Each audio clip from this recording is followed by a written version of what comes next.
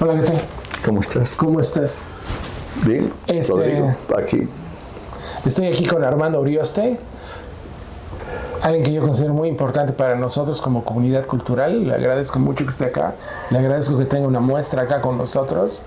Y bueno, lo invité por dos cosas. Uno, porque sí quiero que me hable de la muestra, pero también porque quiero saber quién es, cuándo se vino a vivir a Santa Cruz. Tiene un montón de cosas por decirnos, por enseñarnos. Creo que no nos va a dar el tiempo, pero aún así le voy a agradecer a la vida que me dé la oportunidad de tenerlo aquí conmigo presente. ¿Cómo estás? ¿Cómo te sientes? Bien, bien, contento, sí. Un día agitado desde muy temprano, a las 6 de la mañana, como en cuartel, levantarse. Buenos días, señor general, y después entrarle al día, pues.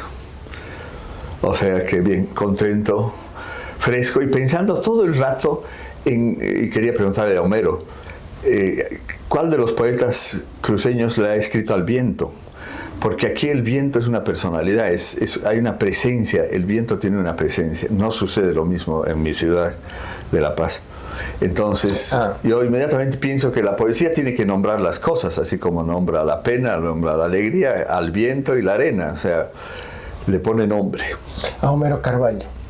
Sí, porque es un tipo que tiene una vasta, ¿cómo se llama?, referencia, ¿no? Poética como autor y como, ¿cómo se llama?, prologuista, y ha hecho, ¿cómo se llama?, ha reunido poesía cruceña de distintas generaciones en publicaciones en España. Es un activista, es una cosa muy especial. Yo lo conozco a él por sus padres, el tío y el padre, que hice una excursión para Teresa Gisbert a San Ignacio de Mojos, y me encontré con un profesor y me encontré también con los marchistas que después fueron marchistas del 90. Esto debe ser el 88, 89. Y estaban los dos, el papá de Homero y el tío, dos viejos sensacionales, de una categoría personal que solo encuentras en el llano. Ese tipo de castizo, digo yo, en el sentido de castellano, de caballero, de buena palabra, ¿no? Y además con una enorme alegría de vivir. Un par de viejos sensacionales. Antonio, y no me acuerdo ahorita él. Pues es primo de Valia Carvalho también, que es alguien bien importante para el escenario de arte contemporáneo, especialmente de los 90, antes de que se fuera a vivir a Alemania. Bueno, son una comunidad muy cultural a nivel nacional, sí, ¿no? yo tengo un grabado de Valia, hemos trabajado juntos, y ella enamoraba con el director de arte de Jonás y la ballena rosada, un mexicano. Había un profesor que vino, que era que tuvo la concepción de Jonás y la ballena rosada, la concepción estética, en la Casa de la Historia de Santa Cruz, en el sótano, la ballena de Jonás. Realmente un trabajo extraordinario, como que tenemos el premio más alto de fotografía que ha tenido el cine boliviano, que es el Coral de La Habana, que lo grabamos, el mexicano Henner Hoffman era el fotógrafo principal y era la segunda unidad de cámara. La novela es de Wolfrango Montes, ¿no? De Wolfrango Montes. Sí, yo me pregunto muchas cosas sobre vos, entonces un poco vamos a empezar. ¿Eres nacido en La Paz? Sí, sí. ¿Estás casado? Sí. ¿Tienes hijos? Tengo 5. 5 hijos. Sí. ¿Y qué edad tienen? La mayor, Natalia, la cineasta, está en 46, Diego 45, Julián 42, Matilde 41 y Andrea 33. Eres de la generación de artistas que tenían hijos todavía.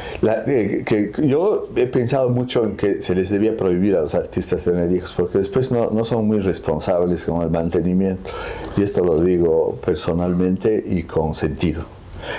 He pensado, tengo un escrito sobre ese hecho. Lo que pasa es que, de alguna manera, lo que me dice mi mujer contemporánea, mi compañera, es que somos muy centrados en nosotros mismos, en nuestro trabajo.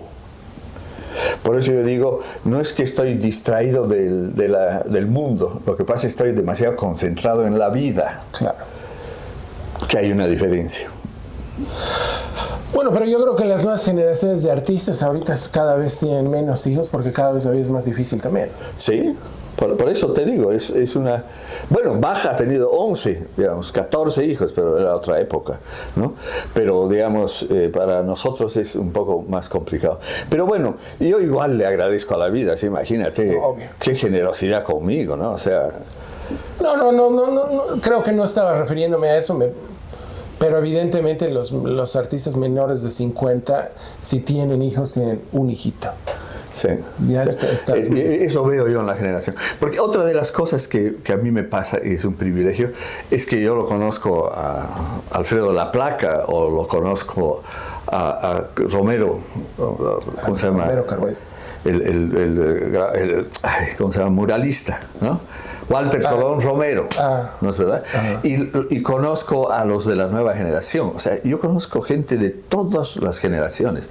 Y es chistoso porque siempre que me aproximo a una persona de la nueva generación y le digo que soy Armando Urioste, no sé por qué se establece una comunicación bien inmediata de creación, de trabajo, de a dónde estás queriendo ir, ¿no? ¿En qué estás? Y eso me conduce a la siguiente pregunta. ¿Eres fotógrafo?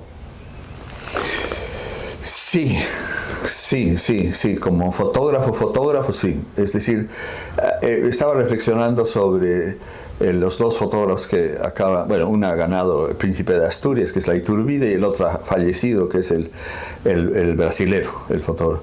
Sobre lo que es... Sebastián Salgado. Reflexionando sobre lo que es fotografiar.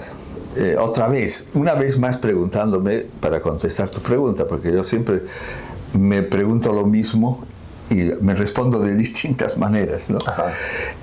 Pero el hecho de que la fotografía sea como un brick in the wall, un orificio en la pared del mundo, la pared que te impide ver lo que el mundo es, y la fotografía es el instrumento para ver el mundo, y se abre a través del orificio en un muro, ¿no? Y te jala, o sea, no puedes solamente mirar, inmediatamente te chupa, te absorbe y pasas por el hueco al otro lado y entras al país de las maravillas, que es lo que es Salgado, lo que es la Iturbide. Estos tipos ven en el mundo cosas que uno duda si es que existen, porque da la sensación, esta escena de los mineros trepando el muro, como 5.000 mineros en unas escaleras, que es una de las famosas fotografías. Tú dices, ¿cómo? ¿Ha hecho montaje? ¿Tiene un muy buen productor de Hollywood, no es verdad? No. Es ese impulso que los dos dicen, la Iturbide y el otro, que es que hay algo que los jala de la nariz. Yo siempre he dicho que sí soy fotógrafo porque he sido muy curioso del mundo, y eso me ha llevado de la nariz, la fotografía me ha llevado de la nariz donde nunca hubiera llegado. Y desde ese punto de vista, ahí sí coincide, ¿no? Una actitud con la vida, que es la curiosidad por conocer los detalles del mundo, las mugres y las maravillas, en la naturaleza, en la cosa humana. Y eso es lo que me ha hecho fotografiar. Entonces sí soy fotógrafo, pero no solo fotógrafo. A ver, ¿desde cuándo eres fotógrafo? Yo tenía, debe ser 8 o 9 años, sí, en La Paz. Mi abuelo Armando era fotógrafo. Él murió, yo no lo he conocido, él muerto antes que yo nazca, o a poco tiempo que nací yo, pero he visto sus fotos. Y me llamó la atención mucho el hecho de que estos objetos, estos papeles, sean hechos por alguien, ¿no? Esto ha hecho tu abuelo en no sé qué lugar y en no sé qué otro lugar. Después, el día del 64, el golpe de Barrientos contra el doctor Paz, nosotros vivíamos a 4 cuadras de la casa del doctor Paz, y los cadetes del colegio militar se meten a la casa del presidente, el presidente huye a Lima y le queman sus fotos. Y uno de los rituales que yo he visto que más me ha llamado la atención en mi vida ha sido ese que ha de ser a los 12 años, 14, cuando ya volvimos a La Paz, que veo una pira de fotos con una llamarada y las fotos salían volando con el calor. Y esa imagen así como una especie de volcán que escupía fotografías.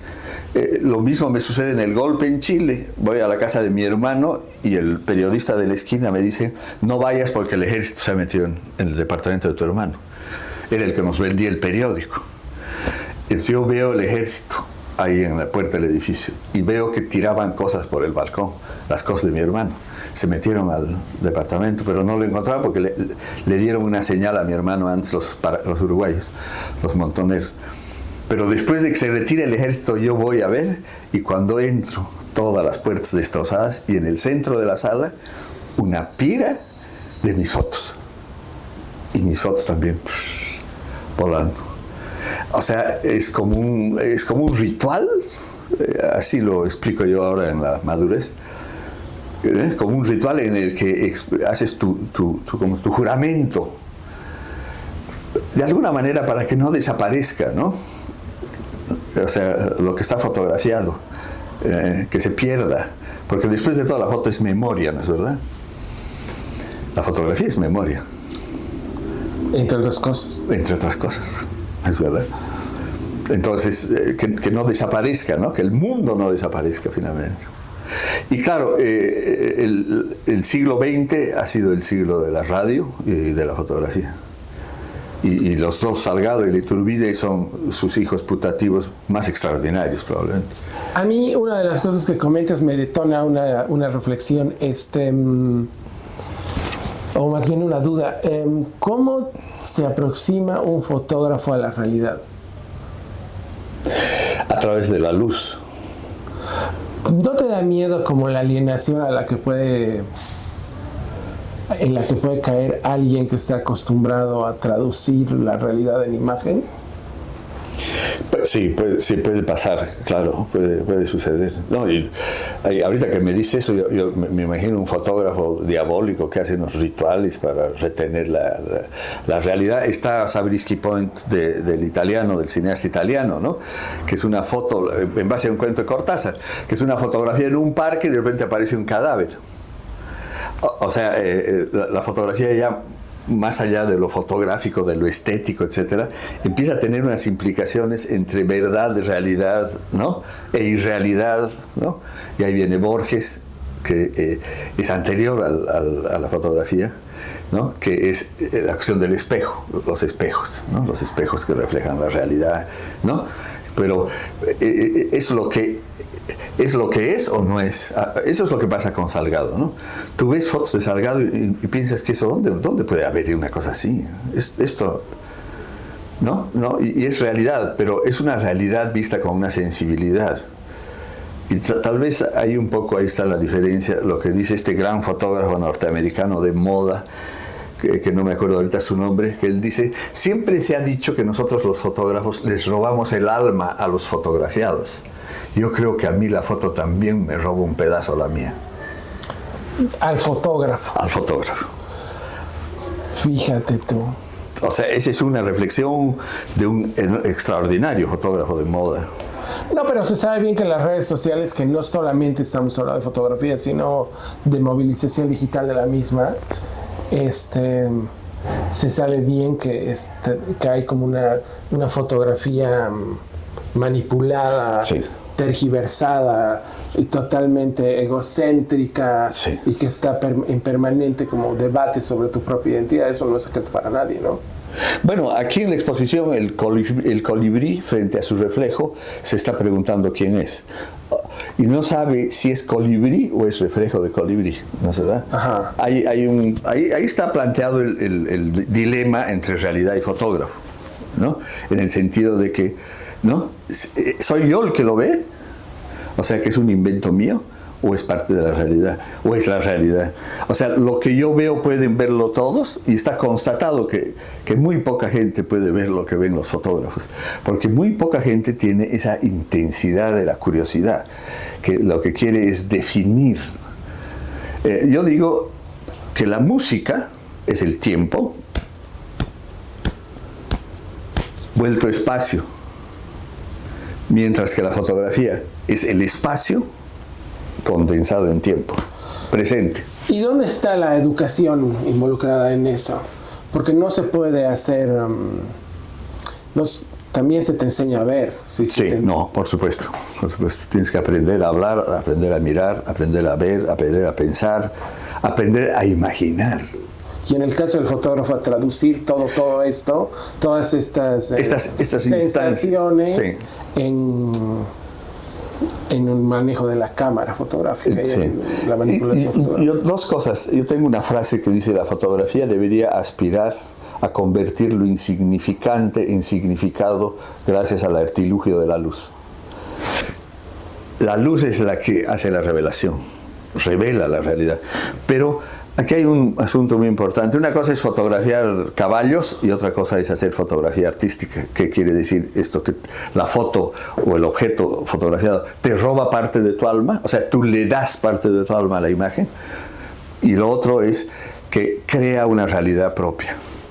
La fotografía, eso dice Octavio Paz, la fotografía se libera de la representación de la realidad y la libera a la pintura de la representación de la realidad. O sea, Octavio Paz dice que gracias a la aparición de la fotografía, la pintura clásica puede llegar al impresionismo, al cubismo y a todo lo demás. Seguro. Porque le deja el campo de la realidad, se lo deja a la fotografía. Pero después la fotografía se revela, dice Octavio Paz. Se revela contra su condición de reproducir la realidad, es decir, hacer una foto del canal de Venecia. Pues verdad, ¿te acuerdas de la famosa pintura? O cualquiera de la pintura de Machu Picchu. Tú sabes que en Machu Picchu hay un lugar donde está marcado con piedras desde donde tomó la foto el italiano, la famosa foto de Machu Picchu. Y todos los que son fotógrafos y llegan a Machu Picchu van a buscar ese lugar para él hacer la foto. Se vuelve un ritual. ¿Me explico? Sí. Hay mucho que decir sobre la fotografía. Yo me pregunto si la fotografía digital es diferente a la fotografía o cómo ves tú la realidad a través de la fotografía digital. No, es otro el modo del registro. A mí personalmente, como soy uno nacido en fotoquímica, adoro el grano. Yo también soy nacido ahí. Sí, adoro el grano y con el Roberto hemos hablado tanto sobre el grano y todo lo que tú quieras. Y sin embargo, lo que ha pasado, como pasa en general con la tecnología humana, incluso para matar a distancia, como el ataque israelita hoy día que mata en el departamento al comandante del ejército en el piso 13 y solo le da a su dormitorio. O sea, esa cosa de la tecnología que puede ser diabólica como todo lo que hacen los hombres, ¿no es verdad? Es que tú tienes con el digital, lo uso y sin vergüenza, ¿no? Tienes unas posibilidades que no te da, que muy difícilmente consigues en analógico, químico, fotográfico. Es muy difícil. El digital te abre unas enormes expectativas.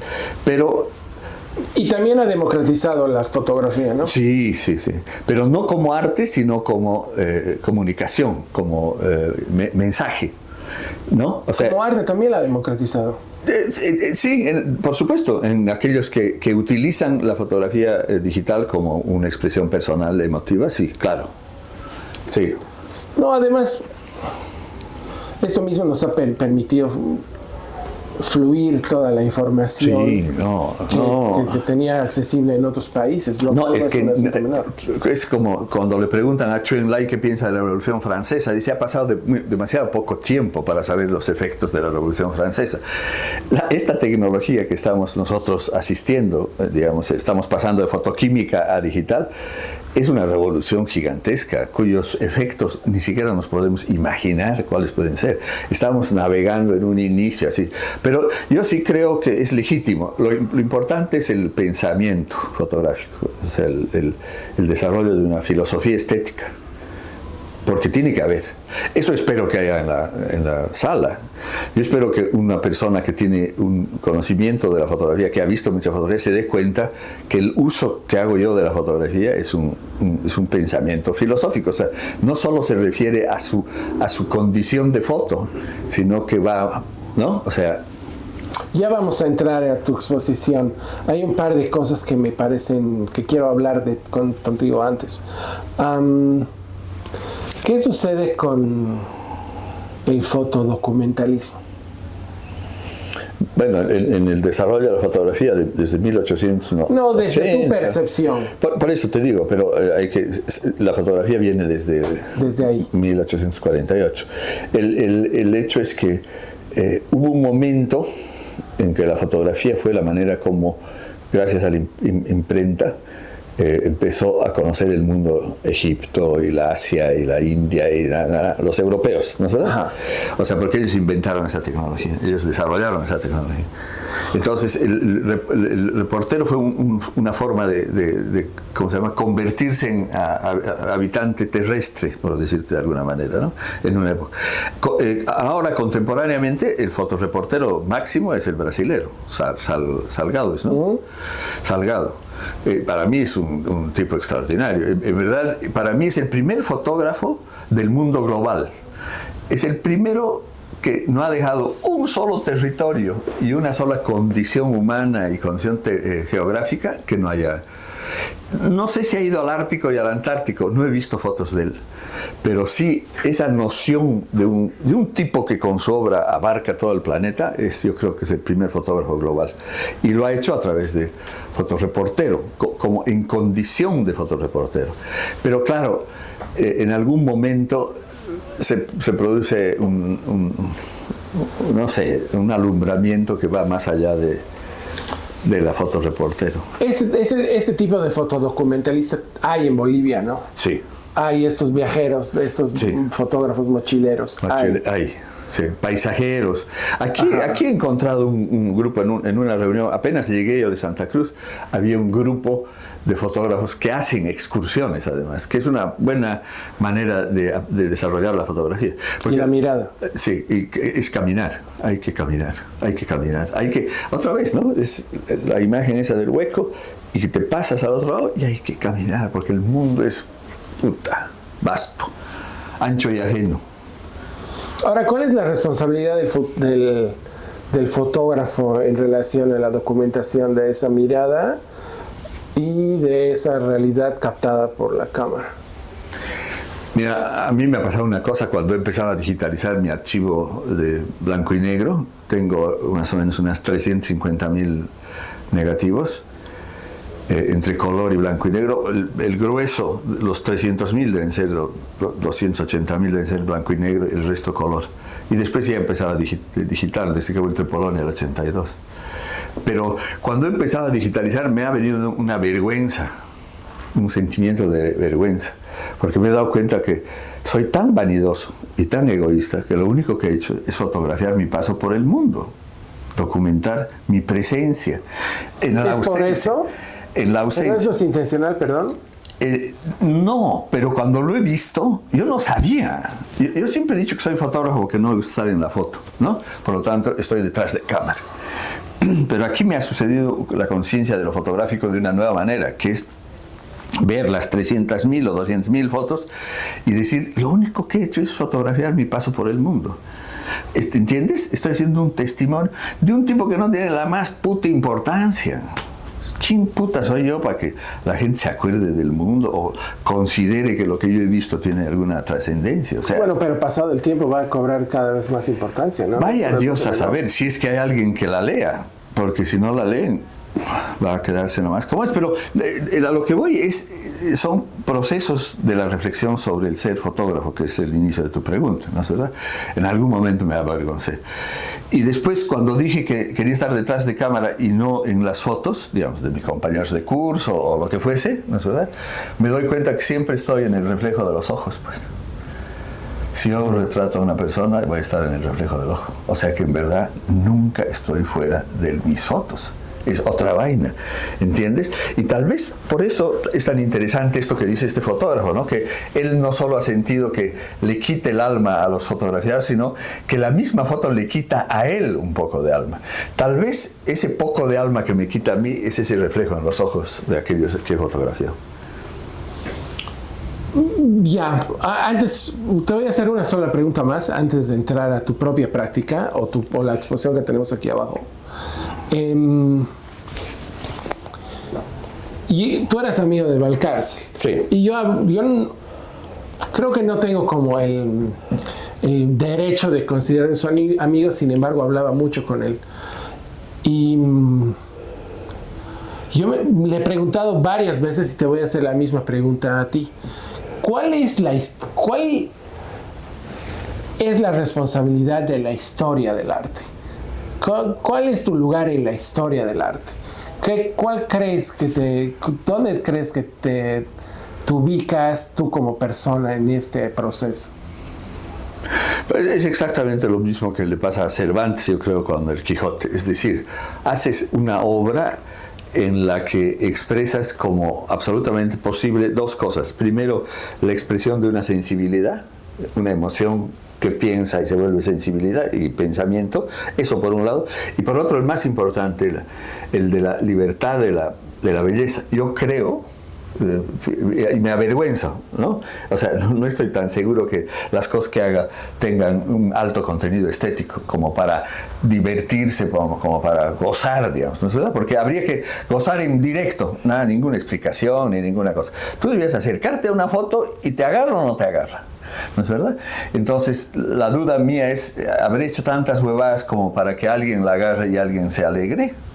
¿No es verdad? Y no estoy completamente seguro, pero mi compromiso, por lo menos íntimo, después de pasar por estas dos vergüenzas, es la belleza.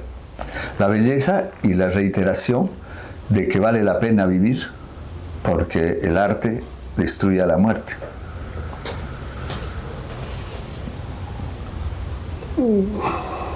Complicada esa reflexión. Sí. Por lo menos en tu psique, ¿no? Sí, o sea, pero es permanente. Tal vez será un poco algún tipo de consuelo.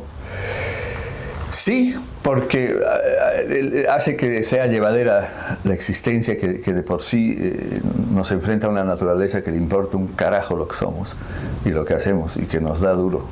Como dice Mújica en su última exhortación que me ha encantado del uruguayo, ¿no?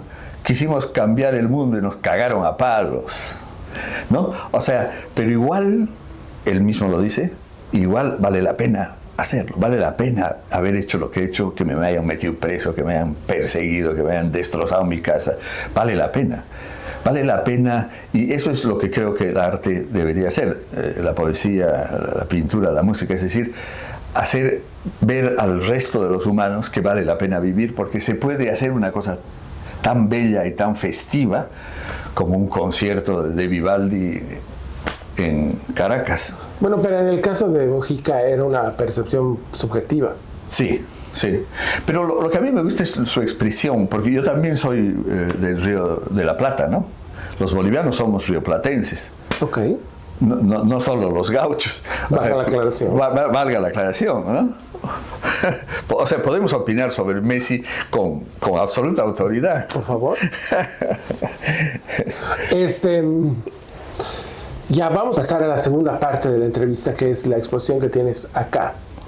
Hay varias cosas que a mí me llaman hartísimo la atención de esta exposición, pero como introducción hemos aprovechado para hablar sobre el fotodocumentalismo, sobre la imagen, sobre algunas percepciones sobre lo local en esto, y esto nos va a permitir lanzarnos como nos vamos a usar todo esto de puente para hablar de tu propia muestra.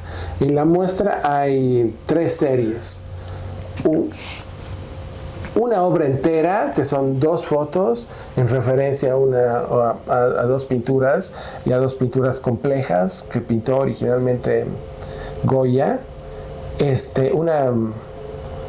una percepción postmoderna de algunas obras de arte también bolivianas, y una serie más que es más fotográfica, es más formal y que claro tiene como un montón de rebotes lacanianos sobre la identidad, sobre el ser y sobre varias cosas más. Quisiera que empecemos por la reflexión de Goya. Para un poco para describir la imagen, están las 2 majas, la vestida y la desnuda, que acompañan las fotos que tú sacaste, y las fotos que tú sacaste son 2 majas, o más bien una sola maja, con tintes evidentemente andinos, que están en una emulación o en una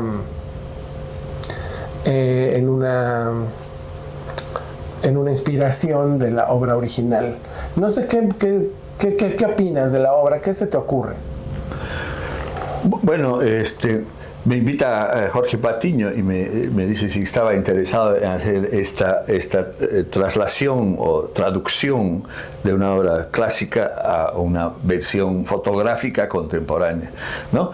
Que es supone eso una puesta en escena. Eso fue durante el COVID, ¿no? ¿O no? Después del COVID.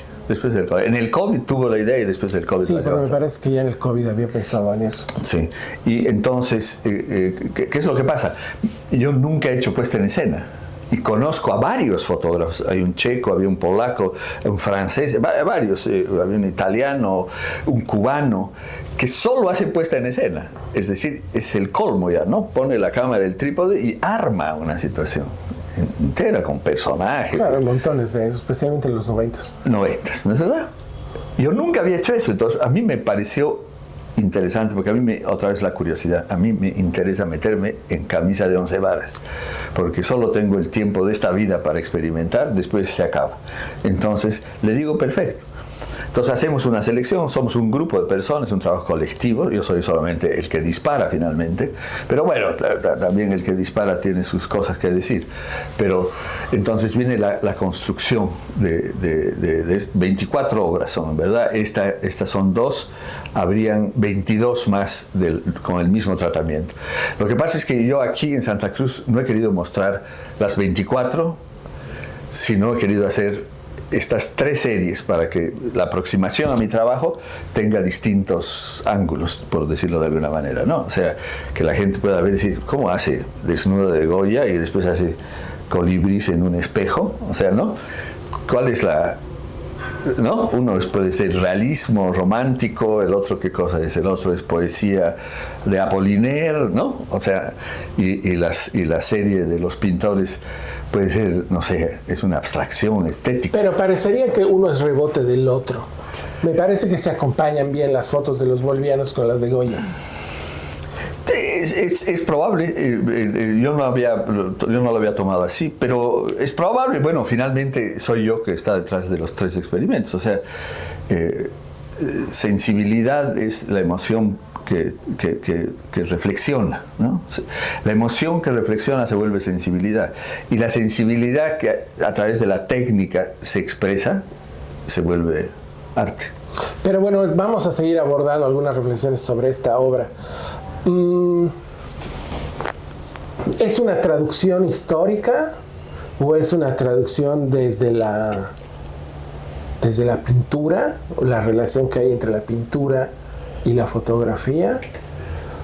¿O hay como una intención también de andinizar o de bolivianizar una reflexión histórica?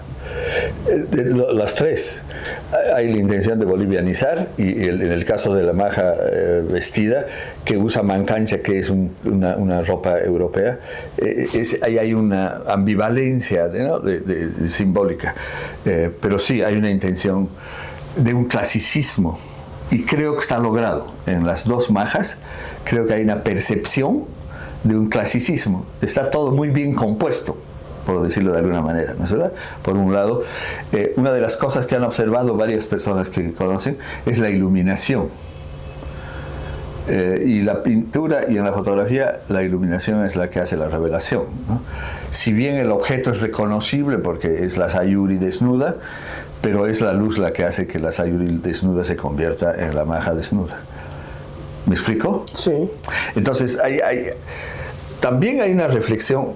Yo he tenido una excelente profesora de arte en la Escuela de Cine Polaco, una profesora que durante 4 años he sido alumno suya, extraordinaria, y me ha enseñado a ver cosas que yo no había visto nunca antes, y de la forma como ella lo veía.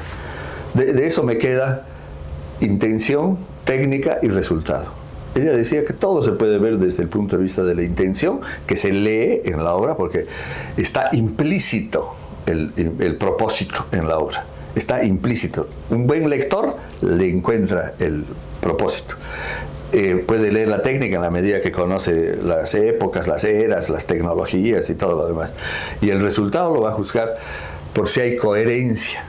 Lo que decía el Amauta de Tiahuanaco: coraje, ajayu y espíritu alineados como la Cruz del Sur. Alineado. Eso es lo que sucede con una obra. Cuando hay coherencia estética, tiene que tiene que haber esa cosa, esa plomada entre intención, técnica y resultado. Y esta profesora me ha enseñado a ver. Entonces yo puedo ver Goya, hemos visto Goya con ella, hemos recorrido la historia del arte con esta mujer. Y te diré que la Pinacoteca de San Petersburgo, o sea, donde lo que hoy día se llama Stalingrado, o ¿cómo se llama? No, es San Petersburgo, la ciudad imperial, tienen una colección de pintura del tamaño del Louvre. Seguro. El Louvre en el siglo XIX, casi todo, bárbaro. Pues es un país muy amplio también. Muy amplio, y los señores estos sabían comprar cosas. Y es impresionante. Entonces, y tú podías estar, te costaba 20 pesos el tren al llegar a Moscú o al llegar a San Petersburgo, 40 pesos el tren.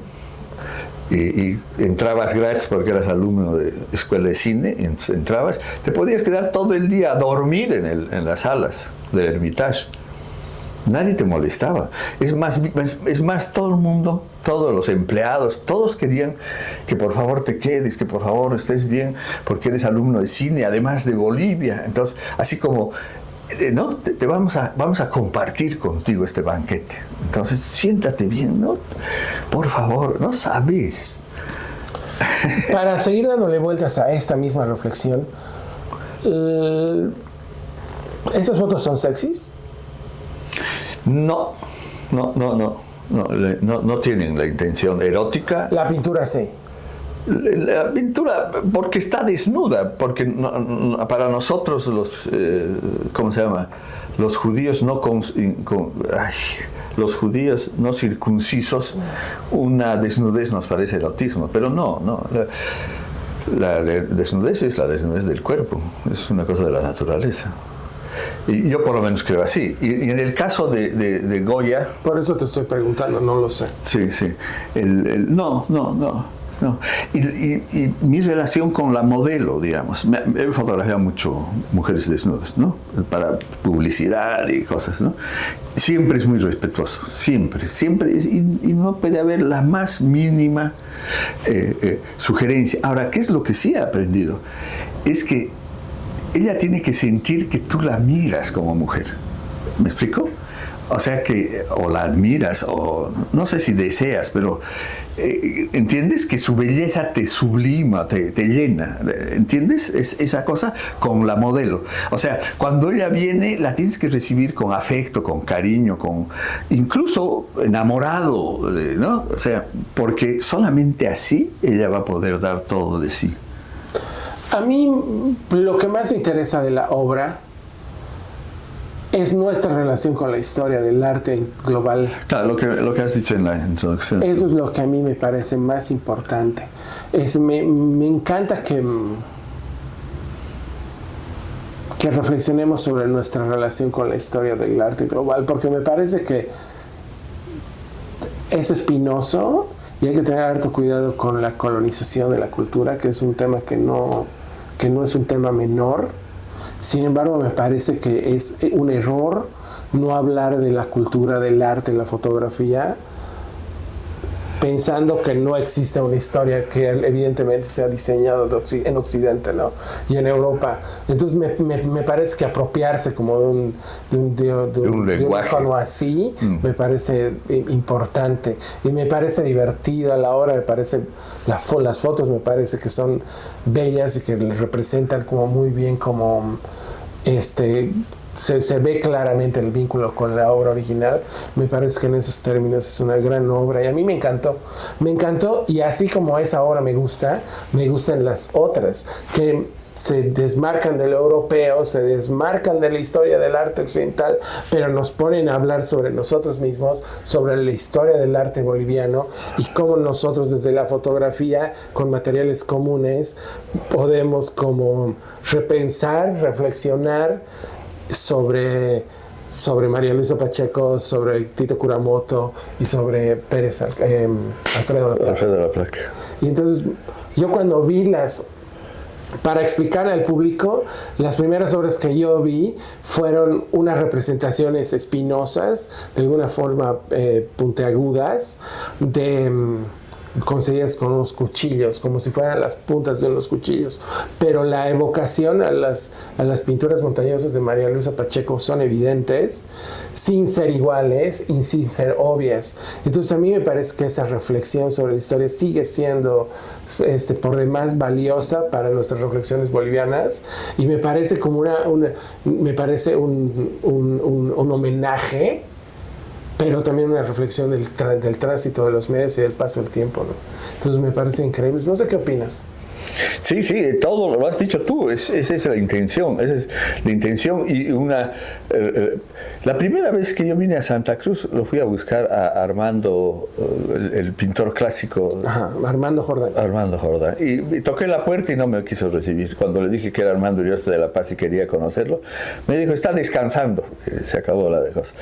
Pero conocí a Kuramoto, a Callaú y Lorgio Vaca, cerca del Cristo, donde era la Academia de Artes Plásticas que tenían estos caballeros. Y la primera vez que vine, imagínate, yo tendría 17 años o 16 años, y ya me interesaba Jordán y me interesaba Kuramoto, y fui a buscarlos. Y tengo hasta el día de hoy la imagen de esa especie de escuela al campo libre. Todavía está ahí. Tal vez no he vuelto a estar. El taller de artes visuales. Sí. Entonces fue encantadora esa relación. Imagínate que mi primer contacto con Santa Cruz es buscar a los que crean imágenes.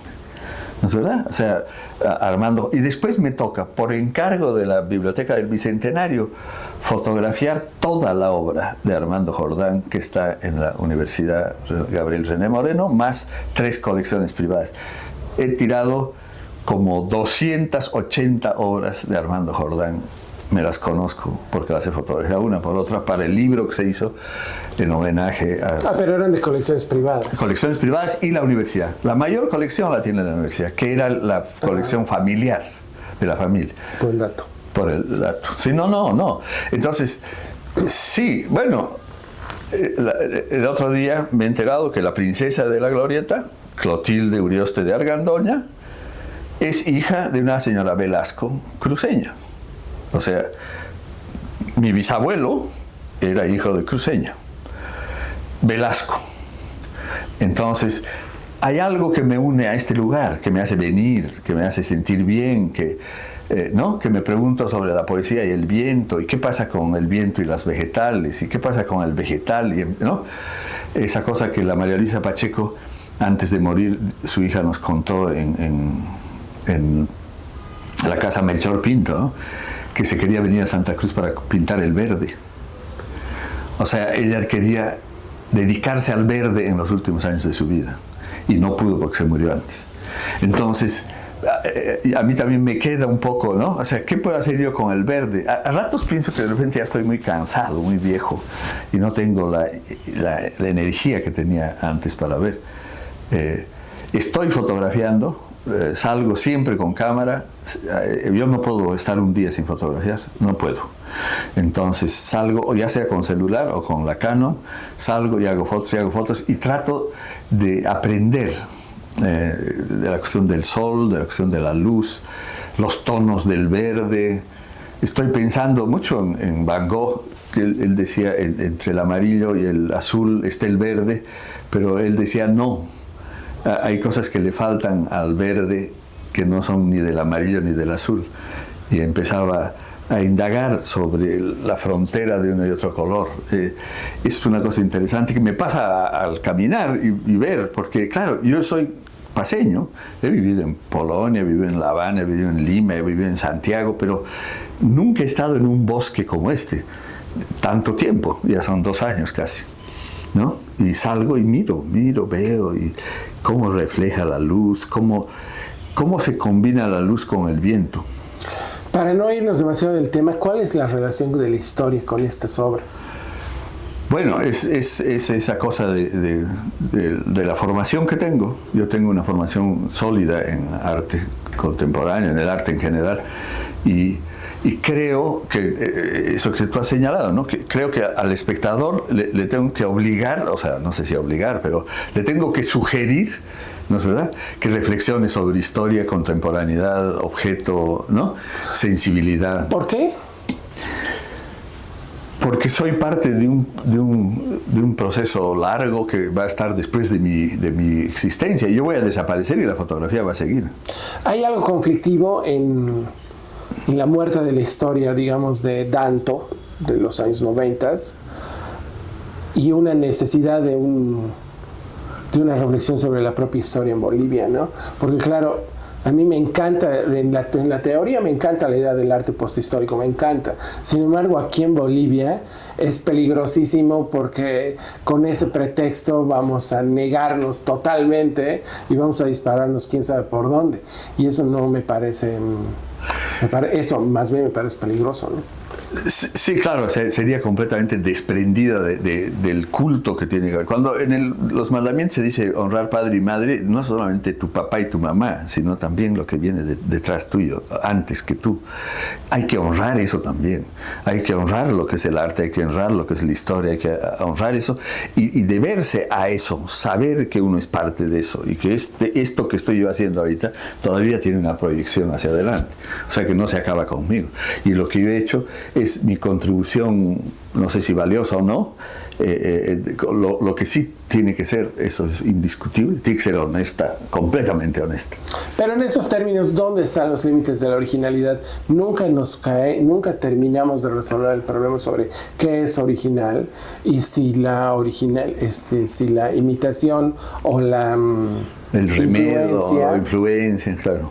Pueden ser considerados ilegales, incorrectos, claro, inmorales. Robo de la propiedad intelectual sería, claro. Octavio Paz tendría que callarse, claro, porque sin Sorma, sin los poemas, sin Dante y sin Tagore, no podría ser poesía. Porque hacemos poesía con todo lo que se ha escrito.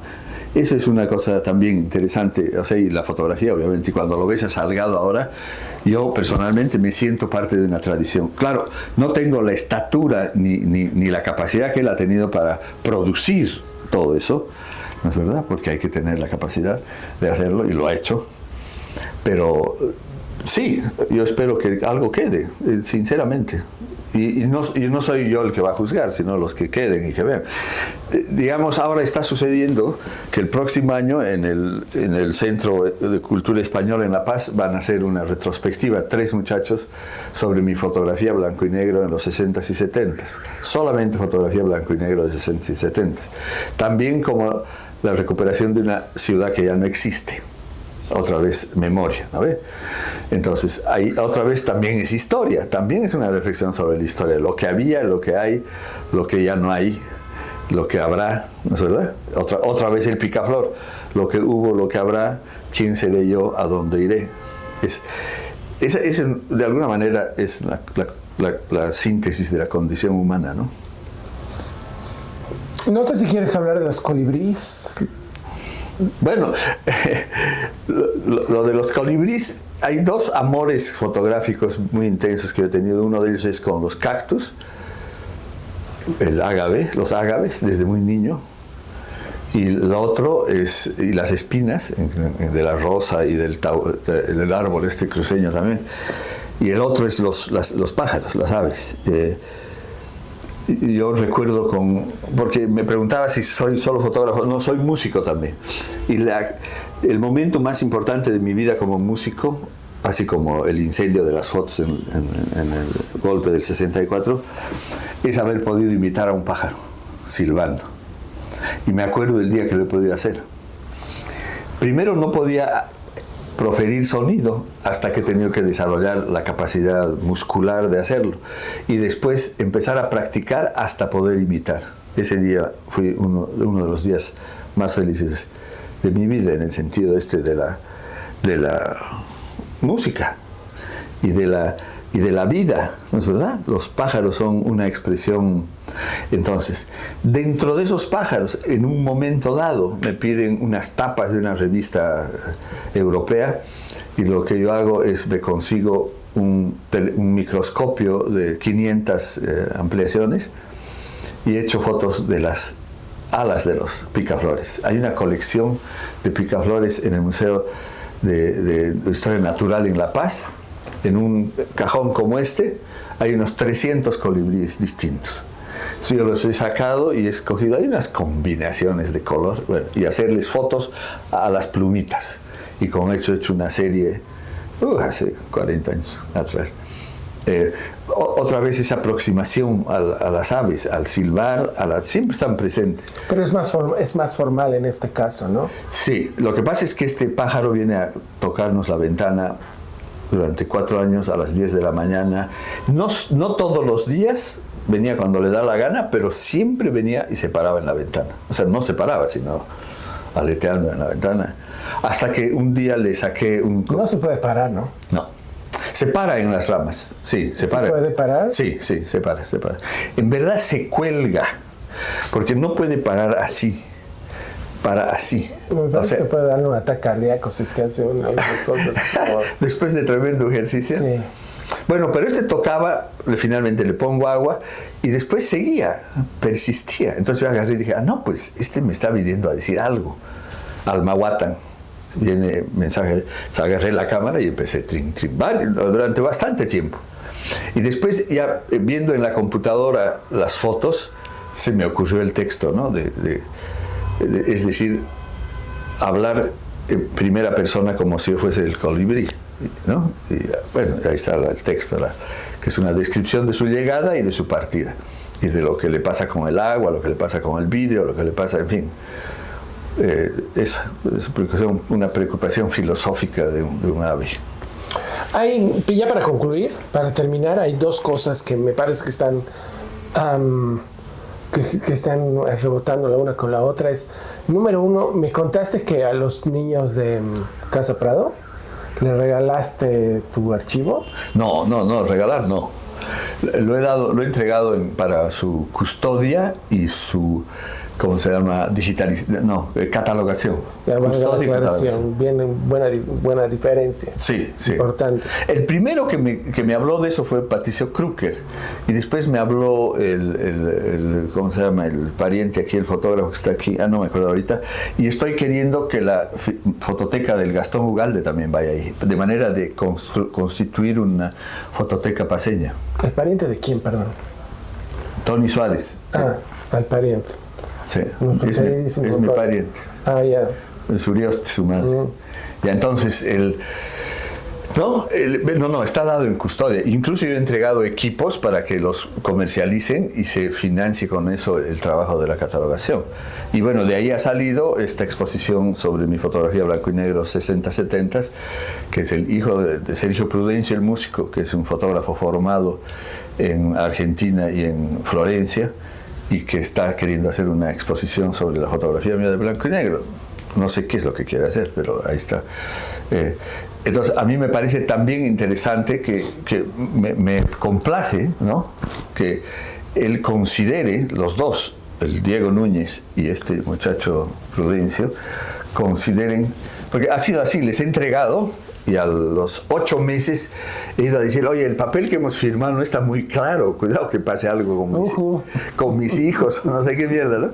Pero bueno, hemos aclarado porque somos amigos, amigo del Sergio, soy amigo del Sergio, y amigo del Núñez, papá del Chango, el del Diego Núñez, entonces... No, además estos 2 chicos, no solamente él, sino Kelly, tienen las mejores de las... No tienen maldad, pues, lo están realmente haciendo porque creen que es necesario hacerse. Sí. No, es hermoso ese equipo. Esa cosa que están haciendo ahí es la mejor herencia del Javier. Si el Javier estaría vivo, estaría cagado de la risa y de alegría de lo que está haciendo su hijo. Entonces, voy a visitarlos después de mi primera llegada aquí a Santa Cruz, los voy a visitar y me dicen, puta, hemos estado revisando tu archivo blanco y negro. Hay unas maravillas, me dicen, ¿no?, con un enorme entusiasmo. Qué maravilla que hay alguien que se maraville, ¿no es verdad? Porque yo lo he hecho porque necesitaba hacerlo y por egoísta y por cagarme en el mundo. Ahora, ya para terminar, es lo último, ya no molesto más. Se murió Sammy Schwartz. Sí. Sammy Schwartz era muy cercano de nosotros, es hermano de Raquel Schwartz, la madre de la casa. Y le dijimos a un amigo muy cercano, muy confiable, que tenía que ser confiable porque iba a acceder al archivo de Sammy, que ordene todo. Y entonces este amigo estuvo casi un año, si no más, limpiando los diapositivas, ordenando todo lo que estaba en su nube.